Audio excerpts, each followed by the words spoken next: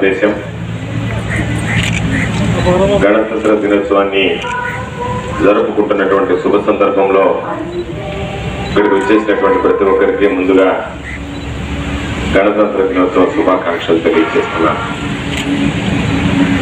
ప్రత్యేకించి ఈరోజు మనం అందరం స్వేచ్ఛ వాయువులు పిలుస్తున్నామంటే ఎంతో మంది దేశం కోసం ప్రాణాలను త్యాగం చేసి మనందరం ఈరోజు స్వేచ్ఛ వాయువులు పీల్చడానికి, స్వతంత్రంగా బ్రతకడానికి అవకాశం కల్పించినటువంటి మహనీయులందరినీ కూడా ఒకసారి స్మరించుకోవాల్సినటువంటి పరిస్థితి. 1947లో భారతదేశానికి స్వతంత్రం వచ్చినట్టుగా ప్రకటించిన, నూతనంగా ఏర్పడినటువంటి, నూతనంగా స్వాతంత్రం సాధించుకున్నటువంటి భారతదేశానికి బ్రిటిష్ కాలం నాటి చట్టాలే తప్ప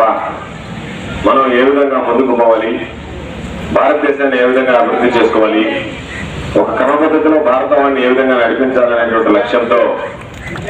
రోజు మహాత్మా గాంధీ గారు, జవహర్లాల్ నెహ్రూ గారు లాంటి ఉద్దండులు,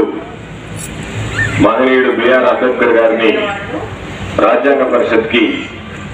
ఆయన ఆధ్వర్యంలో ఆయన నియమించి, ఆయన ఆధ్వర్యంలో ఈరోజు భారత రాజ్యాంగాన్ని రచించి, భారత రాజ్యాంగం ప్రకారం ఎన్ని రకాలైనటువంటి ఆటుపోట్లు ఎదురైనా సరే భారతదేశం వాటి అన్నిటిని తట్టుకుని ముందుకు వెళ్ళేటువంటి ధైర్యం కలిగింది అంటే అది మహనీయుడు బిఆర్ అంబేద్కర్ గారు రచించి అందించినటువంటి భారత రాజ్యాంగం. ఆ రాజ్యాంగాన్ని ఈరోజు మనం అందరం కూడా అమలు చేసుకునేటువంటి దినంగా ఈరోజు మనం ప్రతి ఒక్కరం కూడా రిపబ్లిక్ ఇండియాగా ప్రకటించుకొని ఈరోజు 1950 నుంచి క్రమం తప్పకుండా ఈ గణతంత్ర దినోత్సవం జరుపుకుంటున్నాం.